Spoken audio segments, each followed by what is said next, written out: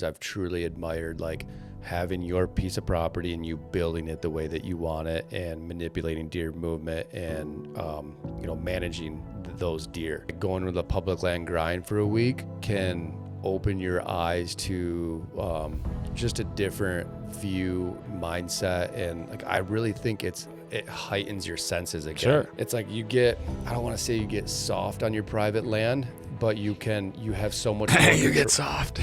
you have so much more control on what you want to happen. And I showed up and had 8,000 acres, and it's like, okay, you have 8,000 acres, hunt a spot. I'm like, it's a lot. That's a lot of choice. Like, how do you find a spot out of 8,000 acres for one that doesn't have another person on it, two has a mature deer in that area, and three, you can actually get close enough to make that happen. And we're back, Everland Outdoors podcast. Yes. I'm still going to try to keep us on track with episode 8. 8? Okay. We actually, this is the first time that it's really not that long, but it's the first time you and I have been together in a few weeks. I haven't even seen you. Out and about. Oh, yeah, I can't. Face. Yeah, don't cover I'm face. my bad. This is episode 8, and we are back. That we are rolling in. Tomorrow is Thanksgiving. Happy Thanksgiving, everybody. Yes. So by the time you listen to this, Thanksgiving is finished and over with. Yeah. But we hope that you got to spend some time with the family. I know a lot of people actually take this time to do some like last minute hunting. This is like their last ditch effort, which is exciting because Thanksgiving time, we'll get into this a little bit later, but Thanksgiving time frame can be good. Yeah. Like really good. But yeah, I hope you guys got to spend some time with the family, eat a bunch of food. I'm on a carnivore diet right now. Did you really start a carnivore diet before Thanksgiving? That's exactly what my wife said. Like you could waited like a couple days? I could. Okay. But no, I couldn't. So are you just going to eat a ton of turkey? I know, and that's the bad don't part. like turkey? I don't like turkey. Like I like it, but like Well, you can't massive really- amounts of it. No, I don't like it. Well, you can't really eat turkey without gravy. Can you eat the gravy? Technically, no. Yeah. It depends on how strict I like. Oh, I'll now we're cons- cheating? Well, like it's Thanksgiving and like with family. And like, so my wife's family's very Catholic. So like, yeah, we're going to have a beer and sitting there. And like, that's technically cheating. So like, I will be cheating some. There's no way I'm going to stay super strict during Thanksgiving. Okay. And yeah, I don't know if So why most not people just- haven't tried a carnivore diet. I don't recommend it, but I do recommend it as far as like, I've done this a few times and how I feel coming out of it. It's like a total cleanse. I would consider it like a fast when you just like remove all these. How long are you going to do it for? TBD. Okay. The longest I've been able to do a carnivore diet, I think, is just shy of 4 weeks. Oh, okay. Yeah, it's tough. It's tough. Yeah, I got some guys that are like, I know a couple of these that are like 6 months in it. Like, I can't do that. I need Cheez-Its. Wow. That's my weakness. Okay. Cheez-Its, which is technically, cheese is part of the carnivore diet. So, yeah, dairy. Yeah, okay. So, But cheese, cheese. it's as close as Just I can. because it says made with real cheese, Lee, don't believe everything you hear. Give me the benefit of the doubt. Okay. There. All right. So So yeah, you were in Kansas, though. I was in Talk Kansas. about this. Let's learn more. I'm gonna start off with saying I forgot how much I love Kansas. Love it. I will pick Kansas 9 times out of 10 over Iowa. Wow. Okay. And I mean that. This was, so myself and 3 buddies went to Kansas. I don't want to say we threw a dart at the wall. I've had previous cousins that hunt a section of state land, this area. And also when I filmed with the Kiefer brothers, we had a lease that was like an hour west of where it was in the unit that we applied for. So Okay. I've been in this unit. I've killed 167, a 151, and this old warhorse deer. So you have history in this. I have history in this area. It's Yeah, a yeah. good area. Yeah. It's not like when people say like I'm going to Kansas, like this is the best unit. It's a kind of, I would say it's a little a sleeper unit. It's It's good. Okay. I'm not going to say the unit just because I don't want other people to Yeah, go fair. where I want to go. Yeah, fair. Yeah, but Kansas was great. I was looking at it from I was really He won't even tell me. I won't. So don't worry about Yeah. it. I was looking at as far. Maybe you can come next time. Okay. But then you were blindfold. I'll wear a blindfold. Yeah. I was looking at as far as I've had what I consider for myself a successful season.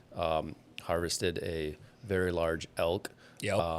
My target deer in Michigan, the oldest deer I've ever killed in Michigan, 5-year-old, just Dave. Yep. So I was very content. Yep. So I went into it 100% like thinking this is just like I haven't hunted public land in a few years. I haven't really dove into like a public land hunt in a few years. That kind of goes back to my roots. Like Yeah. I love it. Like I forgot how much I love it. It's just a mind game the whole time. But haven't done that a while. Myself and two other buddies. Last year we leased a property in Indiana, and we're like, this was fun. Like it was a good camaraderie. Like we had a good group of guys, and like let's just try to keep this going as much as possible. So like we looked at it this year, like what do you want to do this year? Like we're not releasing the Indiana piece. And then we kind of talked. We're like, well, we have Kansas. Like I have Kansas points. Like I could draw Kansas. He's like, I actually do too. I was like, okay. So we all had Kansas points. One other buddy that we knew had Kansas preference points as well. He was like, let's jump in. Let's make this a good boys trip. Yeah. So that's really what I went into Kansas like looking for, up until I stepped foot on the property, and then I'm like, let's go hunting. Like, don't talk to me. I'm like full on like big deer in this year. Don't even look at me. Don't even look at me. And so, what was really cool is myself and Adam. Well, all of us applied for like, so when you draw a unit in Kansas, what I didn't know, and what they doesn't get a lot of like talk on. And probably for this reason, and I'm not gonna. This is why I'm not gonna say specifics. But there's these special places that you can apply after you draw your actual unit through Kansas. There's some special hunting areas that you can apply for to hunt those areas. So it's a limited draw within a limited draw. And crazy enough, myself and Adam both drew the same one. So you can apply for 3 of them. You have first choice, second choice, and third choice. And myself and Adam both drew our first choice. I think they said 75 people. They allow 75 people to hunt this area, and up until then, I didn't know how many people apply for it. Sure. But we both drew, and I was like, oh, that's cool. Like chances are slim or whatever. But like my cousins have drove past this property, and they're like, dude, like this is good. Like you drew something special here. I was like, okay, yeah, cool. Like still like I'm here for a good time. Yeah. And then again, we show up and I'm like, oh my, this property is like, it's sweet. And of course we got there late, slept for 2.5 hours at our Airbnb, got up at daybreak, or before light, drove to the property and started like the first morning we just drove around and like looked and just tried to get the little lay of the land. Yeah. And, the DNR officer, which I'll call him, rolled up on us like hot. Like, I mean, I bet we didn't walk. We parked in this one spot. I was like, well, we've seen, we've drove around most of the property now. We didn't really see much from the road. So they're patrolling this special unit hardcore. Like we parked the truck. I shut the door and I thought like, oh, I got to pee. I take 4 steps and this DNR officer just comes with like smoking and rolling up, and he stops. And I was like, okay, like, yeah, I get it. He's just checking us out. He hasn't seen this vehicle before. Yeah. Plus we have a giant drone on the side of the sticker on the side of the truck. So I'm sure we're throwing some flags here. Yeah. So I walk up to him like, hey, how's it going? He goes, what's your name? I was like, oh, hello. I'm like, I'm Lee Vandenbrink. He goes, huh, I don't know that name. And then he looked at Adam. He's like, what's your name? And Adam goes, Adam Rock. He goes, oh, yeah, I know that. That's a weird name. I remember that name. Oh, because your guys' name's on a list of who can hunt there. Yes, and he apparently He memorized it. Wow. Yes. So kudos to him. Yeah. But yeah, he's like, so he looks at us. He goes, you guys came together? I was like, yeah, we're both from Michigan. And he goes, you both drew? I'm like, yeah. He goes, I've been applying here for 15 years and I haven't drew this area. Yeah. Like, you work here. Can't cheat, Lee. Well, I think I'd give him they would get a little benefit of the job, but can't. Yeah, 15 years he's been applying to hunt this area, and he's like, I have bad luck. I'll never draw. Like, I see family members, like the whole family will apply and draw, and they come and hunt, and I have never drawn this. And he ended up being like really cool. He's just doing his job. Yeah, 100%. And which is sweet because then it's like, actually he cares. Special. Yeah. Yes. Yeah. Yeah. So we sat there and talked actually for way longer. Like, I bet we talked for 2 hours on the side of the road. Oh, wow. Yeah, okay. He was chatty. You can tell he's been driving around for a few days and love wanted him, to talk. Yeah. Like, really good dude. Enjoyed our conversations. But towards the end, I was like, for one, I still got to pee. And like, I don't know if I'm allowed to do this in front of you. So like, I'm trying to find an out. There was no out of the conversation. So like, we just rolled this conversation for so long. Finally, like, this sounds bad, but finally got away, like broke away. And at this point, we're like, well, man, it's time to burned. Yeah, we burned a lot of time doing this. Like, so I quick walked into this section of woods, 300 yards. Well, it's funny. He's like, oh yeah. And I thought the coolest thing about our conversation with him, he goes, I know exactly where you guys will hunt by your license plate. I was like, really? Like, let's. Oh, wow. Okay. Yeah. And so like, I got super into this conversation at that point. I was like, okay. So obviously we're from Michigan. And he goes, yeah, you're parked here because you see those two ponds or lakes, and you see the field across the street, and you see this nice subtle pinch in between the two ponds going into the big timber with it, where it gets thick. I'm like, holy cow, that's exactly what I was looking at on the map. Like, no joke. Like, that's impressive. I'm like, all right, let's talk Georgia here. What are these boys gonna do? He's like, they're on the south side of the property. There's a lot of private land on ag fields. They'll sit as close as they can just to see the ag fields, and just like they want to see deer. So they're going to see higher numbers of deer, and they're going to sit there, and they'll probably shoot the first 2-3-year-old that they see.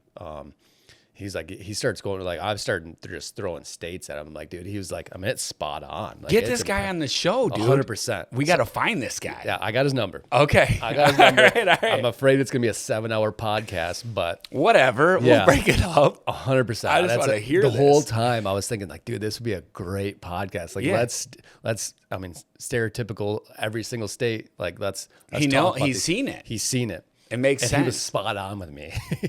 And so I was like, all right, so like, you know this much about the land, like, where would you hunt? Like, you obviously. Yeah, is he gonna tell you? Yeah. So he's like, he goes, if you guys kill a deer, and it's legal, he goes, I'm happy for you. I'm like, cool, I'm legal. He's like, but let me tell you, and this is another side subject we got on, what each state does illegally. Oh. Yeah. So he's like, so you Michigan boys, I know you got 5 trail cameras in your car and probably a bag of corn. I was like, you nailed it.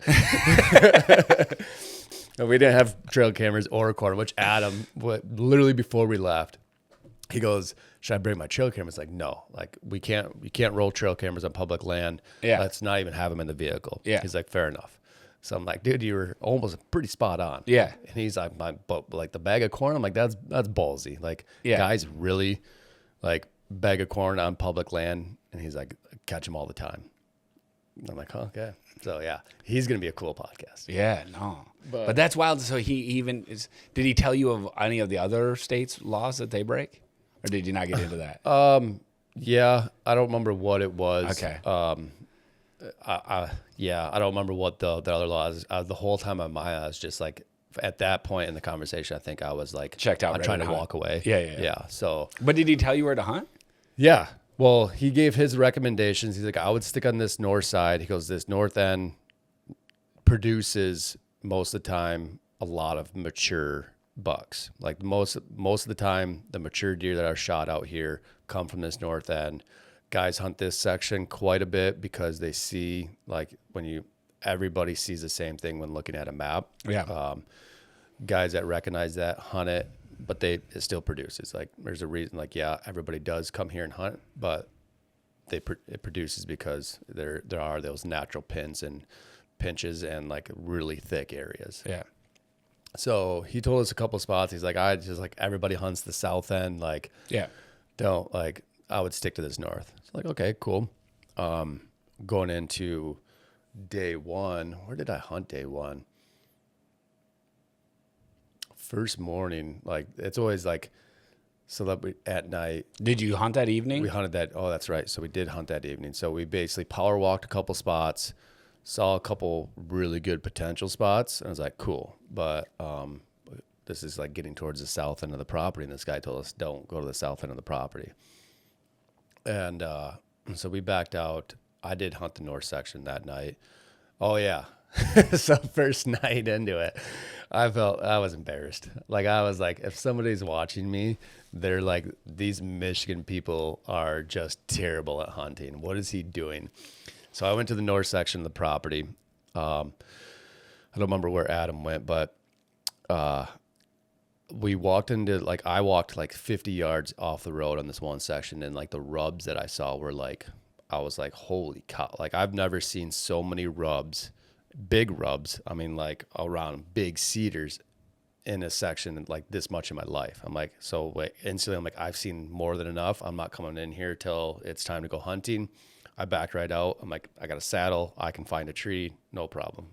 So I go in there that night, and like I get there, and all of a sudden the wind's switching. It's starting to like change directions. I was like, okay, that's not great, but I can still find something. It's like this really big thicket, overgrown like CRP that went wild, and now there's shrubs, and just it's nasty to walk through.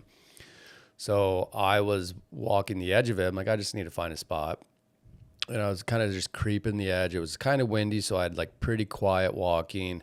I was like, okay, I'm getting to the area that I want, or I think I need to be in. I just need to find a tree now.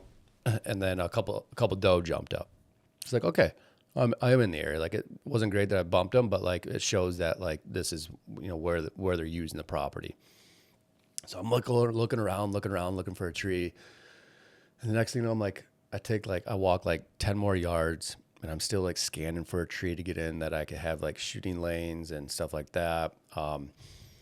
And I'm looking around, I'm like, dude, there's some like giant, like in the front of the property, like there were some really nice rubs, but they're like in this little core area, there are giant rubs. I'm like 10-inch cedars just shredded. I'm like, this is cool. Like I'm in it. Like this is big buck territory. So again, I'm completely out of like, let's go have a fun time. I'm here. I'm going to kill big deer. This is mission. Yeah.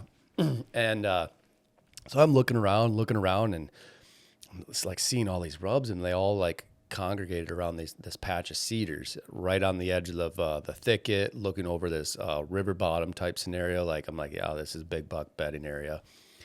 So I'm like, okay, wind's supposed to be coming this way.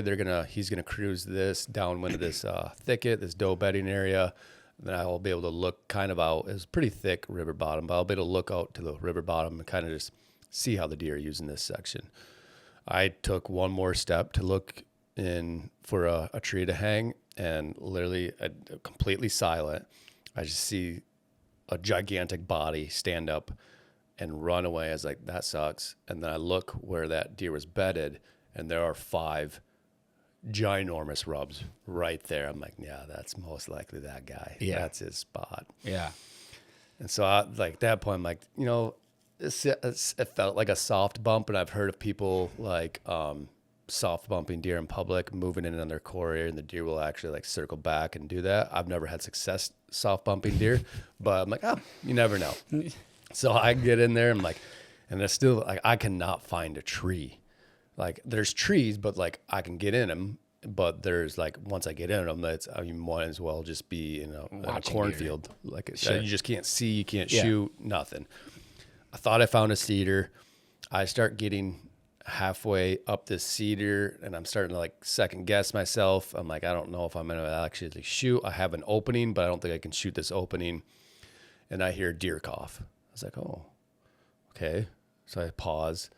And then I hear a squirrel run away. I'm like, do squirrels cough? Like, like I know it's not uncommon to hear a deer actually cough. Yeah.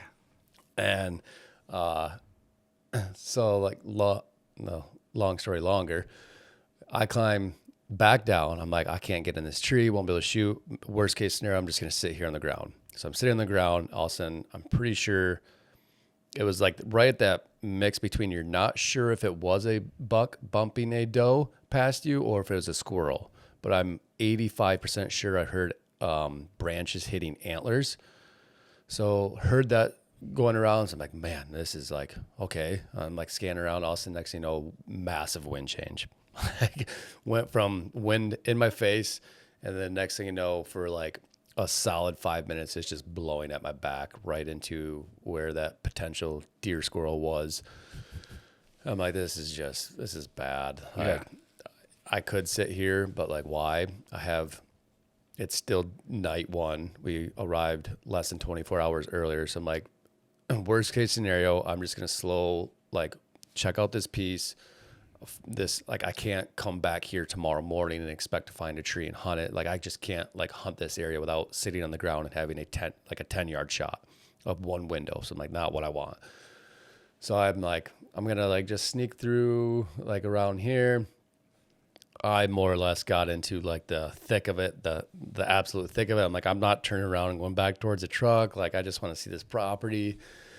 It turned into quite the night. Nice leisurely stroll through the woods, Prime just sending deer all in every direction. Every really, direction. Yes. And I literally ended up walking to the very far side of this other section. I was like, what are you? I'm like, well, this is the only spot of the part of the property that's not disturbed. So I'll just hang out here for the last hour and a half. So I climb up in the tree and of course, it's probably, I don't even think this is a Michigan thing. I think this is an every person out of state thing. I saw it when I guided. This is what everybody does. You let things calm down for a little bit, and the first thing you want to do is rattle. So I lost my antlers, so I have my rattle bag. It's my Tinker toy. Pull it out of my bag, and I just give her my Michigan rattle. I'm in big buck territory. These are two 170-inch deer fighting. 180-inch deer is going to run up and see what's going on. Sure. So yeah, I rattled, and then nothing happened. So I had to get out of my system. Yeah. You got to. Because Michigan, I don't know. I think I've rattled in one deer in my life in Michigan. You're not very successful. Rattling. I typically see tails in Michigan when I hit the horns, just because of the way that I think everybody does it. Well, that, and I think it's a lot of how my properties are designed, and when I'm sitting there, most of the time I have deer bedded within 80 yards of me. At the furthest distance is 80 yards, and so you go smashing antlers together when shock them. They're like, there ain't no deer right there. What the crud, you know? Or if it's a bunch of does, they're like, I'm out. I don't need to deal with this and all that kind of stuff. So it's I think it's a different thing. And then you have the buck to doe ratios, all the different variables that can come into play with the competitiveness over. They don't need to compete. In Michigan, in my opinion. Right, they don't need to. So they're not going to come running into a fight, Yeah. I did rattle up in Illinois. I mean, I got fired up, dude, because I did the full on. It's so fun, isn't it? Oh, gosh, yes. Snort I wheeze. smashed my hands together. Oh, yeah, you get to do this whole, I get to make this whole scenario up in my head. Here's a bleat. Here's a buck grunt. Here's a bigger buck grunt. You throw the can at him? Oh, dude, through the can. I got the old extinguisher, dude, so I slide it back and forth. I'm all excited. But, dude, I was just smashing horns together. I got super fired up. Right where they're supposed to come from, I can just hear coming down the ridge, and you cannot. It's just a wall of vegetation, and so I was just I'm jacked, dude. I'm just bow clank. 200-inch deer's coming. Can't see it, but I'm already shaking, dude. I got a decoy in the field. I'm like, he's coming out. It's gonna be money. Oh, and you literally had all the stuff. Typical Michigan hunter. Full on, dude. Comes flying out of the brush. World's most beautiful spike horn. Yes. Not legal in the state of Michigan. Still in Michigan. Just flies out, goes right to the rear end of that decoy, and just pew, he gone. Yeah.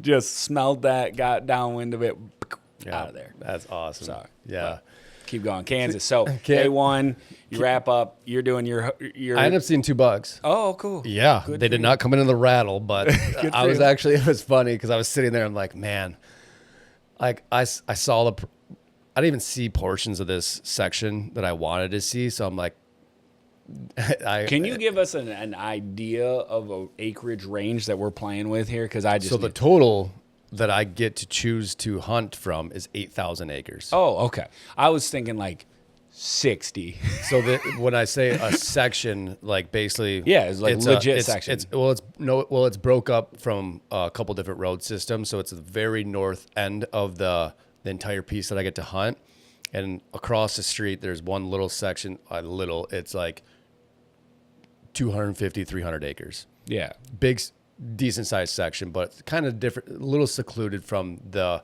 overall. You don't have to give away the whole thing because then you can figure it out. But yeah, so so I actually climbed down probably like a half hour earlier than I normally do, because I was like, I want the route that I have to take back to the truck. I have to go past this, like, it wasn't a very thick CRP field, but I knew I was going to actually go up on a hill and be able to glass like the last half hour, like give me some intel.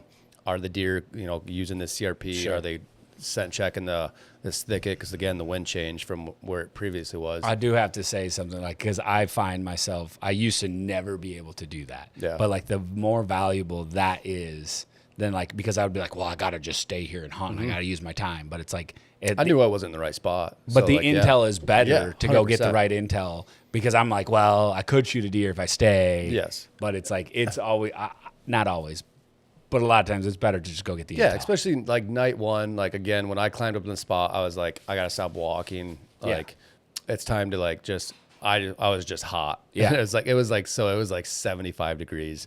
So I'm getting pretty warm. I'm like, I just need to stop walking around. Yeah, I just want to sit here for a little bit. So it takes me 5 minutes to get up in the saddle, just hunkered in, and It only takes you 5 minutes to set up. yeah, That's impressive. I'm telling you, once you try it, you'll like it. Actually, He's trying to sell me on this. I am. folks. There's a time and place for it. Like Yeah, for I'm excited. Yeah, like like private land when you have your property, no. Yeah. No, I learned that the hard way this year. But like for this type of trip, You got it. It's Well, my cousins were in haven't the even- state land. I haven't and- even told you I'm going back to Illinois on Saturday in the blizzard. Oh, Oh, you want to borrow my saddle? Yeah, I don't I have a know. new platform coming too, so you can borrow that.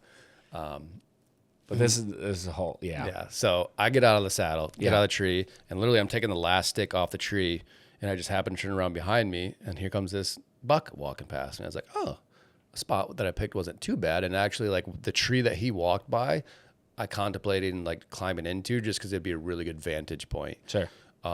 But I just wasn't. If I climbed in that tree, I was kind of overlooking this. It wasn't a true CRP field. It's just more or less a patch of grass in between two really thick areas.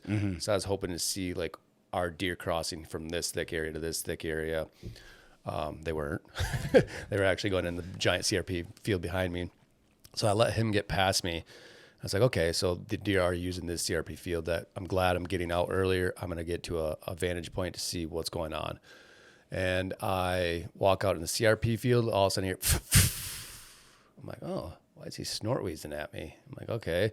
So I like kind of sneak in the grass. And that's what I love about Kansas is like the grasses are just gorgeous. And it was like, I mean, the sunlight coming down on them. You like, said cedar, and it's like as soon as you think like red cedar, tall grasses, it's magical. It is. It's just a so different. like I'm sneaking through the grass, and like I get to up on a hill where I can see a little bit, and like the grass is, it's not a.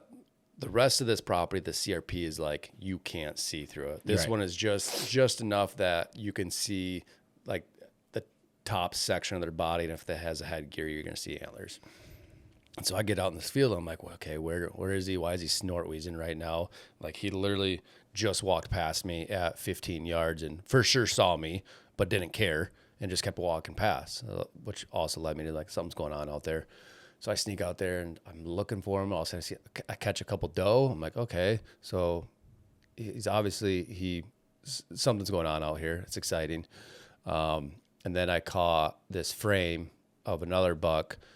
It seemed like I got excited because like rolling out of Michigan and all of a sudden you see your first like frame of a whitetail in Kansas, like instantly your head like goes 190. Yeah.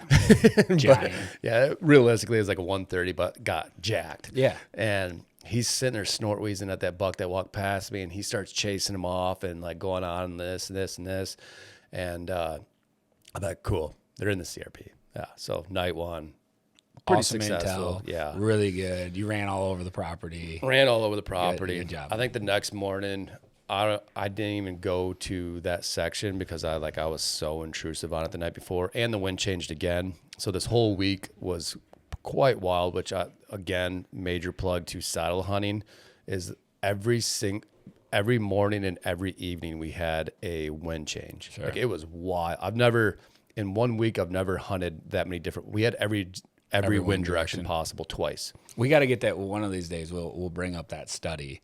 I got to refine it, but like it goes through September to January, and how many times the wind is in each direction. We'll leave it as a teaser because it's really interesting as you actually look at it. I mean, because everybody always talks about predominant. Yeah, and There is a predominant. There wind, is, but what you'll experience through the entire season will surprise most guys. In this week, I experienced probably Every direction. Literally like 2 or 3 times. Like it was wild. I've never seen so many different, and it wasn't even like fronts coming Especially through. in a week time frame. Normally you get like 4 or 5 days of a northwest and then it switches. So you get to settle in a spot and like sit there and grind it out for a couple of days. I mean, it's the rut. It's the week leading up to Thanksgiving. So like in my experience, that's when to hunt Kansas. I actually think I was, in hindsight, we were like 4 or 5 days too early, but my wife was having a baby soon. I had to cram it in as quickly and efficiently as possible. So the bucks were definitely on lockdown when we were there. The mature ones were. Yeah. So fast forward, I don't even know where I went that next morning. It all kind of blurs together now. But I remember, so after the next morning hunt, Adam picked me up and we're communicating. He's like, "Hey, are you going to sit all day?" I'm like, "It's too early in the trip. Like I haven't found my spot to like grind it out in a spot." Like I'm all for once you find a spot, like you put in your time and you'll kill a deer, but like I haven't found like where I want to do that. So like I'm going to get out after the movement ends, whatever time that is. Like I'll just play it by ear. If I find a spot, then I'll if I'm seeing deer, I'll keep grinding out. Yeah. It was pretty slow that next morning. Adam came and picked me up. We were checking a couple spots out, and then next thing you know, we're like driving down this road, and like we actually found a spot that we're both like, that's a money spot. Like excited for one of us to get in there and hunt that this year or this week. We're driving down the road. Now I have no idea what, like looking at it, like I don't remember exactly what made it stick out so much, but like honestly, I think it's one of those sections of the state land that like you just drive by because you're on the way to check out a different section. Sure, you miss it. Yes, and so we're driving by, and all of a sudden, like it's fairly flat there, and we start going up a hill. I'm like, oh, there's a ridge here. And I look out my window, and I see this like thicket not too far off the road. I look across the street. Across the street is private, which I try to stay away from like private because like I have 8,000 acres. Like I want to be in the middle of this 8,000 acres more than anything, but like there's some merit to it. I look out this window and like I see like I just see this ridge. I quick pull up my map and look at it. I'm like, oh, there's a big pond here. It kind of creates this pinch. Like wonder where this ridge goes. I'm like, Adam, pull over. And he's like, he drives for another 100 yards. I'm like, oh, Adam, pull over now. Like turn around actually. Like we got to go back. He's like, what? I'm like, something about this spot. So we turn around, we drive back, we park. And I was like, when we first walked the first time, I'm like, dude, one of us has to bring a bow every time we go for a walk. Like it's November, things could happen. Like, so Adam's like taking his time, getting his bow out. I'm like, dude, I'm antsy. I want to go see. So I start walking in the woods. And next thing you know, my guess is he was in the 140s, 145, 150, probably 100 yards off the road, jumps up and takes off running. And it's funny, this happened several times on this trip. Adam and I were like scouting, and I jumped up a deer, and like I start screaming at Adam like he has he could actually do something about a running deer. I'm like, Adam, shoot it. It's like this. It's literally just this deer running Just away from me. bolting away. And it's funny. He even called me out. I'm like, I look at him, with the do look of something. like, why aren't you doing something? Yeah. You're responsible for doing something. You had the bow, shoot this deer. Yeah, no. Like really, like you just Not happening. Nothing's happening. No, You just jumped a deer. You should just be quiet and not actually speak. I just turned around and like give him that look of like, I'm disappointed in you. Yeah. Why didn't you shoot that deer? And so I'm like, well, that's a good sign, obviously. And like we walk down this. There's like this. It was an edge going through some thickets. We walk down this edge, and next thing you know, like we're bumping deer left and right. I'm like, man, like okay, a little hot spot here. Like there's a lot of deer bedded right here. I mean, it's right off the road. So like I just had to go see what's in this back corner. I could see from a distance, like there's a little like CRP-ish clearing, and it looked like there was the ridge dumped down. So I walked back to that corner. I was like, man, I like this spot. Like there's sign, not a ton. Like there was some other areas that we looked at, like the rubs were just like Absurd. And there was some rubs here, but nothing major. There was like this, it was like this half open scrape, not very big. It wasn't like a community scrape. Like I was just like, oh, a buck probably got excited here and quick pawed the ground. Yeah. And but I'm looking at it, I'm like, man, I like this spot. Like I like the ridge. Like dumps down into an actual like river bottom. I'm like, okay, like mark it. Like definitely gonna keep this in the back of the mind. And then I think it was the next day. I'm like, well, I can't hunt that tonight. We just blew. I think we jumped like one shooter, in my opinion, and like 3 little bucks and like 6 doe. I'm like, a lot of action going on, but not coming back here tonight. Next morning, sit there, and it was just one of those spots. Like every time I hunted this spot, I would be 3/4 of the way up the tree, hanging my sticks, and you hear, I mean, that sound that everybody who's ever sat in the woods in November knows that it's dark. You can't actually see. But you just know that sound. Yeah. Like, you know exactly what it is. It's a heavy deer, probably a 190-inch deer walking always, right to me. Always 190. And like, I just heard it, and all of a sudden he got 6 yards behind me. And like, so I sneak out my binoculars because it brings in a little more light. I peek at it. I'm like, definitely this frame is a shooter. 6 yards, hangs out for like 5 minutes. I mean, I'm literally just bear hugging a tree, like licking it and eating the sap off of it. Your normal routine. Yeah. And, tree lucker. Yeah. And he's just hanging out, and like, it's funny. Like I'll give myself a pat on the back. My approach to hunting this spot was like spot on. I went the extra mile to get into this location to try to not bump deer, but also try not to, where I thought they were going to come from, they won't hit my steps or my entry until it's too late.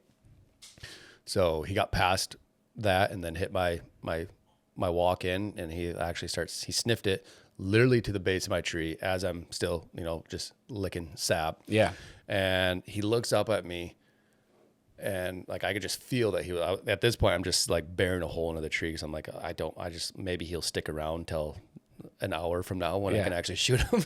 And he looks up at me, bounds a couple times, and then just walks away. I was like, man, these deer are different. Kansas. These deer are different here. So I end up like, I won't try to make this a 4-hour Kansas thing, but like I ended up going back to that spot several mornings that I could. I think I hunted the next morning, realized the wind that I thought would be good for it is not good for it. So had to readjust that plan. Yeah. I evacuated, went back to the next morning because, again, different wind. Everything was great. Like, you could just feel it in the air. It was going to be a heavy deer movement morning. Like, everything, I was excited. Like, it was cold that morning. It was like 45. So like, we had pretty warm weather. But again, Kansas, sit in the tree. Of course, like every single time I sat this spot, no matter how early or how late I would get in, I even tried gray light one morning to hopefully like not bump deer.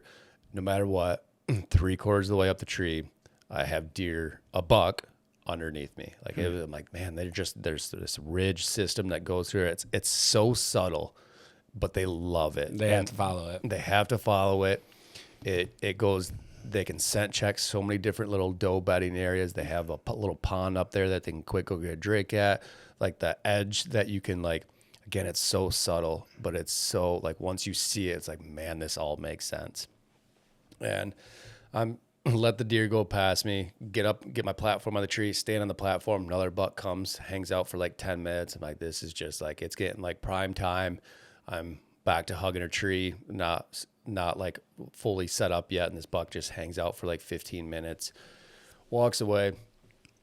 And it's probably an hour into like light. And I'm like sitting there, I'm like, of course, that Michigan tingly, my fingers started tingling. I'm like, I gotta rattle.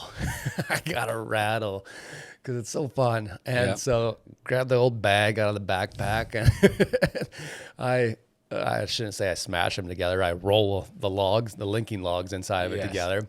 But like I got done. So my routine was I would let off a couple soft grunts to start. Yeah. And I'm not telling anybody to do this, but this is my mindset of what's going to draw in a Kansas giant. So I let off a little couple soft grunts, wait like a minute or two, and then I'd do like a bigger grunt, more aggressive grunt, right into a snort wheeze with my mouth. And then I would just grab the bag and shake it up. Because again, you're not shaking bag. Shaking the bag. And so like did my routine, put the bag back, and then I always end it with a snort wheeze just because it's really fun for me to snort wheeze in my mouth. And so like I get settled in, and like in this spot, I had just enough service that I could send texts back and forth with our group. And like honestly, that was like in the morning, I loved it, like because everybody's always hunting new spots. And we're texting in the morning, like, how does your spot look? Do you feel good? Like, are you seeing anything? Like, what's the situation? So we're doing that back and forth. I look up to the ridge. It was like this thicket that we actually bumped all those deer in out of when we like scouted this. Yep. And comes down this 8-point. At first I was like, ooh. And then like 4 seconds later, it's like, oh, nice 8-point, like great 8-point, like really cool. Like a lot of people would be very happy with this deer, but wasn't when I was there for Kansas, why I went to Kansas. So I'm watching this buck. I mean, he's doing like when you rattle, this is exactly what you want to happen. He's coming down, both ears laid back. He's just stiff legged, coming down a ridge right into this beautiful river bottom. The sun's just hitting him ever so perfect. I'm like, I love Kansas. And like I didn't grab my bow. And I click on my GoPro. This is what I'm really upset about. I click my GoPro on. Didn't know that I clicked it on earlier and then just let it roll for an hour and a half. So battery died. You're turning it off. I have 20 seconds of footage of this. And it's not the great 20 seconds.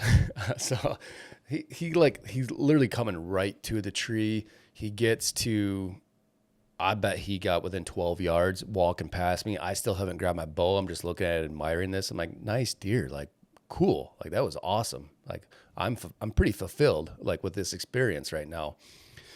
And he gets past me, and I don't know if it was the sunlight hit his antlers ever so perfectly, or don't know what happened in my inner Michigan soul, but he gave me the perfect angle, and I saw his G2, G3. I'm like, you're dead. So I grabbed my bow, draw back. Again, he walked past me at 12 yards. I never grabbed my bow. He got to 25 yards, and next thing you know, I'm at full draw. Yeah. And so he's like, he was actually, I'll fully embrace this experience and call myself out on it. He was angled pretty far away, a lot like Dave was. Yeah. So I'm like, no big deal. I've done this. I did this 2 weeks ago. Yeah. I got this. So I shot. I was 3 inches off, in which that angle is a lot. Off. Yeah. Let's say I hit the main artery in the back. Yeah. Okay. So piloted it. It was borderline Texas heart shot. Okay. It was aggressive. I felt sick as soon as I shot, and the arrow hit the deer. I'm like, for one, I don't know what led me to this point to be at full draw. I can't believe I just shot this deer. It's not what 5 minutes ago, I was very happy with just letting him walk past me. And then, like I said, my inner Michigan just full draw, and here we go. And so he walks up. Something happened in you that changed, and it's happened. It happens. It happens. I tried to, yeah. So I wouldn't even say he ran. He walked off, stopped at 55 yards. I'm grabbing another arrow. I'm like, oh no, what did I do on many levels? Terrible shot. Instant, like, what are you doing? Get your life together here. And he stops in this opening. I look, I'm like, I think I can get another arrow in there. At this point, I must have been feeling froggy. I'm like, there's not a big window, and it's 55 yards through the timber, like no shooting lanes. I'm like, I think I can do this. So I draw back, didn't range him because I'm like, he's going to go again. And I ethically, I should try to get another arrow in this deer. And so I guessed the yardage, which usually I'm really, really bad at in the timber in these situations, but I guessed a yardage. And so I have a double pin adjustable. So like top pin was at 20 yards. My bottom pin's at 35 yards. I'm like, man, I bet he's like 50. So I like raised the bottom. I guesstimate on my 35-yard pin how much drop I'm going to have. Again, I've already, I wouldn't say wounded this deer, but not a great shot placement. I'm willing to take another opportunity at this. I send it and I hit him. I'm like, oh my goodness. Like, I'm really surprised that I just actually hit this deer at this distance through this tiny hole at 55 yards, which again, I didn't know the distance. And he can't quite run. So he goes off and I'm just like, what happened, man? Like, get yourself together, brother. Yeah. Like, I just don't know what happened. So I gave him a solid hour, and I was texting my buddies like, I think I might have messed up, you guys. I shot a deer twice, and I don't feel great about not only the shot, but like just my decision that I made. Like, it's a good deer, but it's not like what I came here for. And so I'm sitting in my saddle, swinging around, and I can see where he was standing the second time. I grab my binoculars, look, and there's just piles of blood. I'm like, okay, I know exactly what happened. I climb down, take my time, get on the blood, and it's just like this. It's like 4 foot wide. This swamp. So I just followed him. You could tell he just walked. He made it 250 yards just walking. Because he wasn't running. And walked up to him. He was very expired. I was actually, again, really impressed. My first shot actually made it up into his lungs from the back. Again, very not proud about this, but no, would never ever want to do this again. But I'm just saying it as it is. It happens in the woods. Yeah, and it happened to me. And and so like I got this deer. Like I'm like half of me is like, what? Why'd you do this? But like half of me is like successful. Like you have that battle in your head of that. And honestly, it wasn't. I bet it wasn't 20 minutes later. My wife texted me that her grandpa passed away, and so I'm like, I'm going home. Yeah, I'm going home after this. And that's what changed in you when you stuck that deer. And might have been. Overall, like again, I shouldn't say I wish I didn't kill him. I had different expectations and goals to going into this trip, and I felt like I don't want to say I settled, but like something happened in that. Sure. And so and it happens though, Lee. Like I mean, like we see it on a regular basis where I've had it happen. Like I've literally, I don't know if you've ever experienced it, but there's a board of oops deer in the other. So I'm usually good about it. Like I've filmed so you've been many in the years. woods so long, and you've seen this 1,000 ways from 1,000 times. You know, like, and most guys don't get to go through that hunter progression like you have. Yeah. But like, I have a year and a half old. These antlers are in the barn where my target buck came ripping through. I identified him, super excited. It was a foggy morning, and they're running, rutting, whatever, and he comes running back, draw back, smash him, and it's a 1.5-year-old deer. Yeah. Like, I was convinced it was him. Like, Yeah. I know that the deer that I saw ran through was him, but the deer that came back You made it him. made it him. Yeah. Like, I was just convinced it was him. And so, like, you know, there's a lot going on in a guy's head that's happening. And that's a big part of, like, this whole thing is, like, getting people through hunter progression so you can actually experience more deer encounters. Like, that's why we care so much about the land, take advantage of it, do the things, set up everything, build out a property, and actually become a herd influencer in an area. Because the more you get to experience and encounter them, the more likelihood, you know, your goals are actually going to be met, you know, in my opinion. So Yeah. And again, like, I'm not trying to, I don't, for one, obviously I don't want any sort of pity party, or like, I'm not judging anybody that shoots, like, No. you know, the first buck that walks from, or anything like that. This is strictly like, I went there with a mindset and a goal. Yeah. And I feel, again, to your point, I've spent more time than the average person in the woods, just because my last 10 years I've been a field producer or a videographer for hunting. Yeah. So I've spent hours. Google's amount of hours. Yeah, in the your woods, like, life, your job. Like, yes. that's like, Like, yeah, it's a considerable amount more than most guys that go hunting for 2 weeks, 3 weeks. Yeah. If you really add it up, if you have a weekend, a 4-day weekend, and maybe a week, and then a couple of days hunting, guys spend about a week to 13, 15, you know, maybe 30 days in the woods annually, and then they're done. Yeah, on average, I would go like 55 days straight, Right. without a break, literally. So, like, yeah, again, like, I think that's maybe what's so cool about this, because, like, even no matter how much experience you have, it's like, deer get you that excited that it can still do this to you, even no matter like how many days and hours I've spent in the woods filming other people or hunting. I've seen, like, I'm, again, usually really good at, like, first glance, like, I get excited, but then, like, I get my shit together and be like, nope, not the deer I'm here for. Yeah.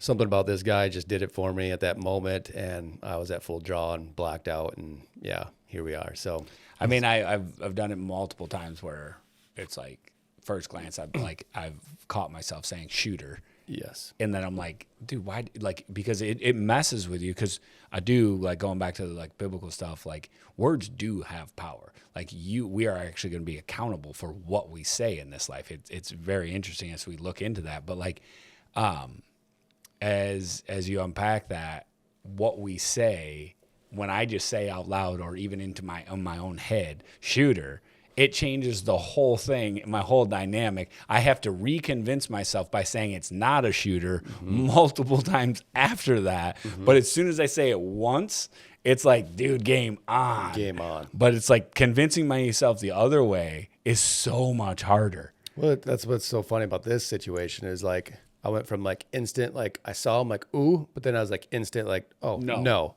And then Something something happened where I was Well, like, ooh, shooter. yeah. Towards the end of it.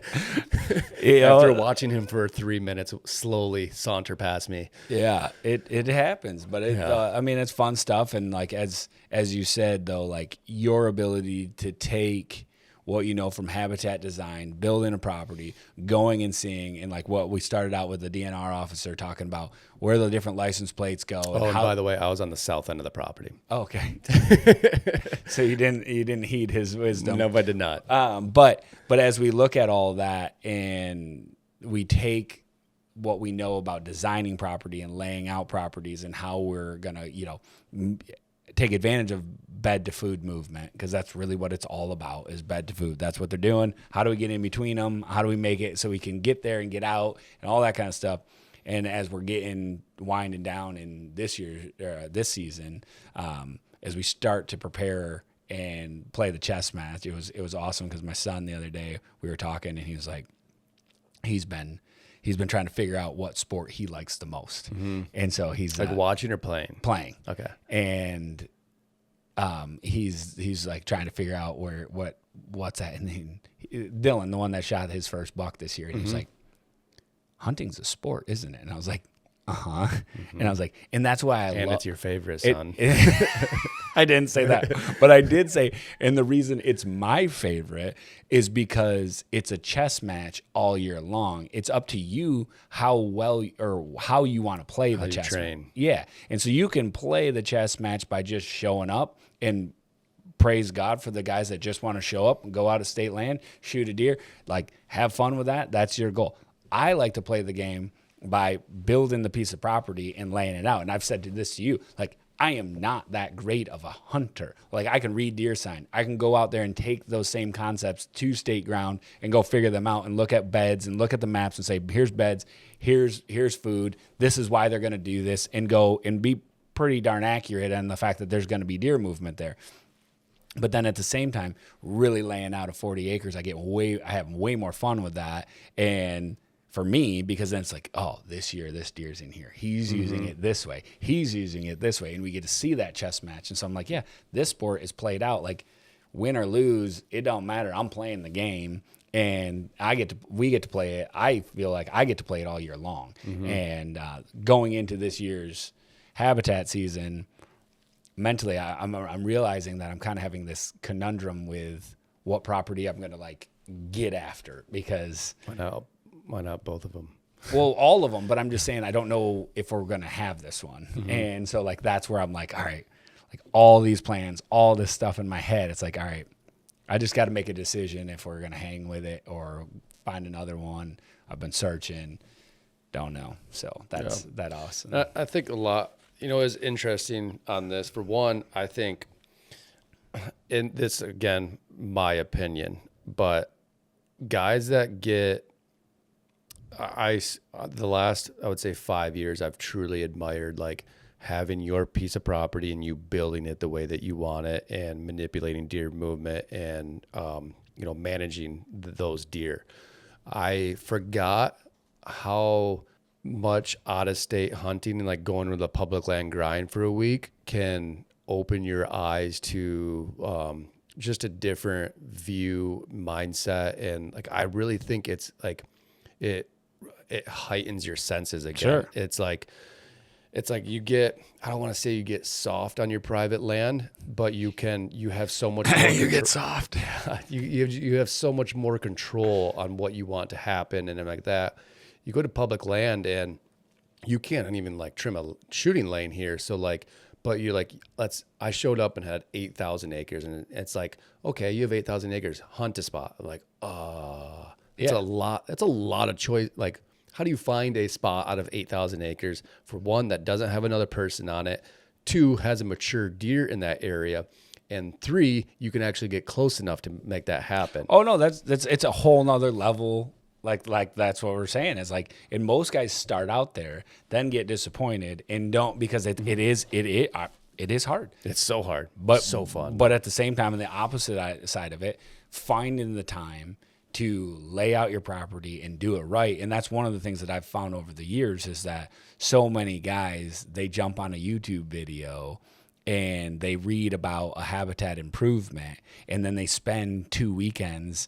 executing said habitat improvement on their 80 acres, 120 acres in Michigan, and they go, that didn't work, and they toss it all out because one, they didn't know how to execute it, they didn't know where to execute it, and they know about the information, and so then they go try to do it, and they don't really know why they're doing it there. Sometimes it takes time after the And there's a whole bunch of stuff there. So it's like, you got to do the research and know how to do it and get the right help to get that done. So it's two totally different styles of hunting. But like also, that's what I think I really took away is so my two of my two buddies haven't done hardly any out of state, like state land, public whitetail hunts. Yeah. And so it was really interesting watching their decision making, their process of like where I'm going to go hunt, where I'm going to sit. So like they would obviously pull up their maps, be like, Lee, what do you think about this here? I'm like, well, like this looks like the thickest area. I would be like down one side right there. He's like, well, I could be up here and see the whole property. I'm like, yeah, 100%. You'll see, and you'll probably see all these nice 3-year-olds running around, but I'm like, are you here for viewing or you want to kill a deer? Yeah. And so like that was that was a big mindset that they had to get over as far as viewing and killing. Like I think towards the end of the week, they were putting themselves, it was really cool to see the progression of like putting themselves from, I call it the typical Michigan field edge sitter. Like you sit on the edge of the field and expect a buck to come out there and eat in the field, and then you shoot it. Where they, for one, again, newer to out-of-state hunting, and I loved watching the progression of like, okay, let me get away from that, and like I'm gonna go find like this thicker area. I might not see as many deer, but when I see a deer, it's gonna be a big one, and I can kill it, and I can kill it. And so it was funny. My one buddy, I'm not gonna say I told him to go here. Maybe he decided like that. It just took some advice to get in thicker area. He went into the thicker area, which he technically went into it. I was like, when you just stay on the edge, but whatever. He got in near the thicker area, and it was the first mature deer that he saw that trip. And they had him at 25 yards as he was, like crouching down, looking for the tree to get into. And like, see, like. They're in there. And like when they would sat the edges in the beginning of the week, they would be like, oh, I saw like a buck way off in the distance. Saw like they're seeing these younger, immature deer. Where once they got into the cover, the solitude of like the thicker areas and how the deer were using those thicker areas, they started seeing better deer. My one buddy, it was really cool towards the end of the week. He went in, found an area himself, got next to the thick stuff, and had like two of the most incredible hunts he said he's ever had in his life. That's awesome. Like public land, there's guys like literally walking around, like talking on the phone past him, and next thing you know, he's got two mature deer like trying to kill each other, fighting in front of him. He's getting close to him. Like it was really cool and exciting to. Unfortunately, at that point, I already flew home because I had family obligations, but. Still kept the text going. He's like talking about this, and then my other buddy ended up making a decision to go back to. He wasn't necessarily hunting like the thicket downwind doe bedding, but it was a major travel corridor of like if they're going, bucks are gonna once they're done checking this thicket, they're gonna go through here to go to this, and so like he kind of figured that out. He ended up getting a shot on a deer the last night. Unfortunately, he thought it was a little bit low and a little bit far back and did not recover the deer. So, but it was a really cool dynamic to watch the growth that happened just that short time. Yeah. Yeah, that's awesome. So quickly, because we're probably chomping at some time here, but what are we doing? Like we still got hunting season, still firearm season in Michigan. Yeah. We got a front coming through right now. So I think the question is, what are you doing? Because my wife literally looked at me in the eyes and said, hunting season's over. Baby's about to pop out any day now. I'm like, but baby's not here and hunting season's not over. But yeah, I'm more or less done. Okay, more or less I'm done hunting for this year. Okay. I'll bring the daughter out doe hunting probably. Yeah. Actually, the father-in-law asked to go up to the cottage on Saturday this week and just bring the kids hunting. Like, that's super cool. Like, my wife will actually agree to that, taking the kids, and I get to go hunting. But like, as far as strategy and mindset of killing another buck, I'm not checked out, but I'm pulled back from it. Yeah. So you? Well, so I got to get my middle son on a deer yet, and there's a 3.5-year-old. I believe he's 3.5-year-old. It looks like a 3.5-year-old but he's all busted up. And I had not seen him around, and so I was trying to get him on that deer. And is this the picky one? Yeah. Okay. But so you can't just like go out to like, hey, here's a 6 point. No, not a chance. He's seen 20 of them already this year, and like he doesn't even. I got to get a video. I got to bring the GoPro and just get a video so I can show people this, because it's pretty absurd. Because like it'll be like, all right, here, bud, like a bunch of deer coming out. He's hanging out. We're goofing off. Like we have a lot of fun in the blind. Like. When you're in blinds, like you can really take advantage of a blinds. I don't think. Oh yeah. Like you can. Well, you texted me you called me the other day, and you're like, I just brought my son hunting in a tree for the first time. Yeah. I love this. So like, yeah, I didn't even realize that. Yeah. Like that was super cool, because like once he shot his own deer, he stopped wanting to come with me. And so like I never had the the reason to take him to a tree, I guess. And I was just like, well, with the tripod setup that he has, it's just hard to get him in a tree and all that kind of stuff. And so he's 7, but he's like a really serious hunter. And so he came out and got in the tree, and it was so cool because he was just like, they are right underneath us. We had a bunch of does. Hear them. Yeah, you can hear them. A totally different experience. You can see 360 degrees. You can't move around. You know, they're like, one of the donkeys caught us, and we call her Blackie because we know her. She's got a super black fur or whatever. And she caught us, and I was like, oh man, I'm like, if it wasn't my other son's birthday that night, and we were getting ready to go out to dinner or whatever, Blackie probably would have met her maker. But she was alerting the others that there was 2 humans and strapped into a ladder stand 4 feet off the ground. And but yeah, so got to get him. I would like to get him on something this weekend with the Thanksgiving. Yeah, because like you said, this is a good weekend. Catch the neighbors' deer, catch some cruising. Let's dive into a touch of that. It's because the way I didn't realize this until probably 2 years ago. Like normally, gun season rolls around in Michigan, and the property that I hunted completely, like for one, I hunted it wrong and didn't have the habitat. But it's done. Like, I mean, even now, like I just last night was the first time that I've had anything over a 2.5-year-old on daylight on camera. So I think gun pressure, the pressure's weaning off, but things are like, I don't want to say it's not the second rut, but it's like,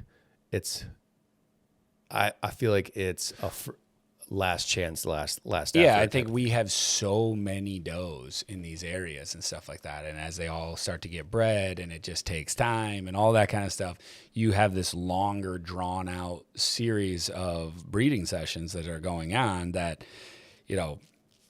they have the opportunity to breed multiple deer. And there's less doe that are in heat. So. Right. And so as the population goes the other way, the bell curve swings the other way, you'll start to get more cruising again and crazy. It's not nearly the intensity level as earlier in this year, but definitely you can also pick up a guy from 2 miles away that you've never seen before. And it's for me, it's like I'm not staying in the tree nearly as long in the morning. I still want to hunt tomorrow. Like tomorrow, being Thanksgiving, I probably will sneak out. I get that chance, and so I do not. And we get the snow that's coming down right now. Yeah, I know, but I'm going to try to take advantage of that. Yeah. And I haven't seen the guy that I'm really after though. I don't know if I even share this. Are your trail cameras still like? Have you seen new deer showing up frequently?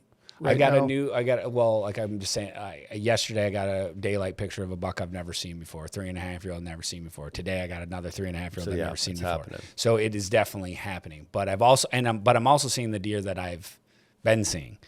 I've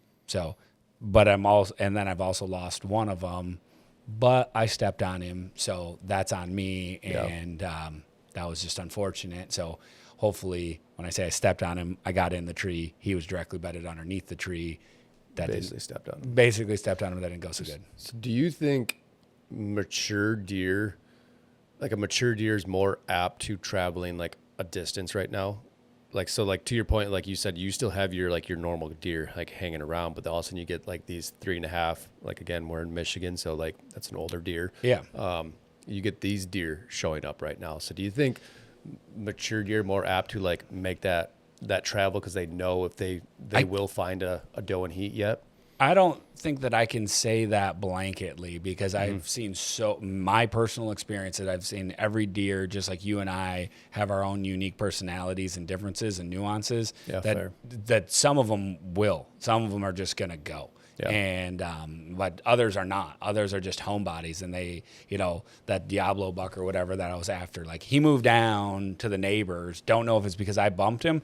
I don't think so. I think it's truly because that's where he goes this time of year. Yeah, as his season got and that big wide the big wide browse buck, he really because it was like right at that October 16th, 18th time frame. He was like really they were always fighting underneath the same scrape, every evening almost. And then it was like, well, this is his home turf.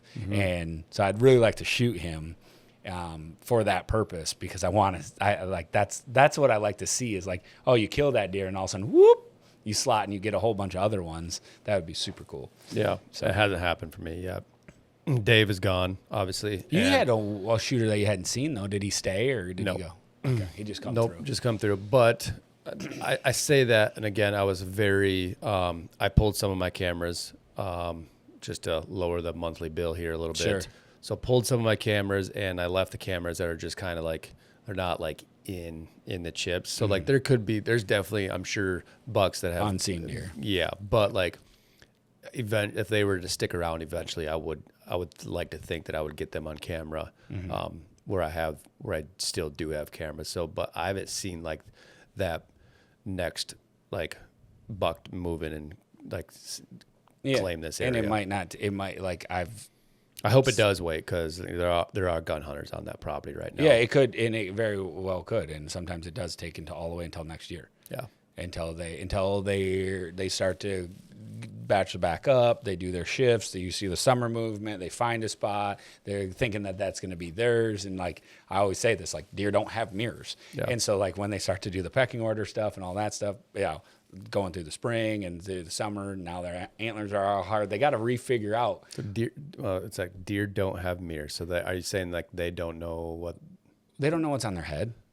And so when after fall comes through, they know their age class. They know they know how they feel. They know how they feel. This is their second rut. This is all this kind of stuff. And so there's always a figuring out whose scent is whose. Did I get the trash kicked out of me by this guy? And they can see the other deer, but they don't know what they got up at the top of their head. I've never heard that. I like that. Yeah, and so like they're figuring that all out. So they don't have a mirror and going like, "Oh, I'm King Dingling." Like they think how they feel. Yeah, they're all feeling driven.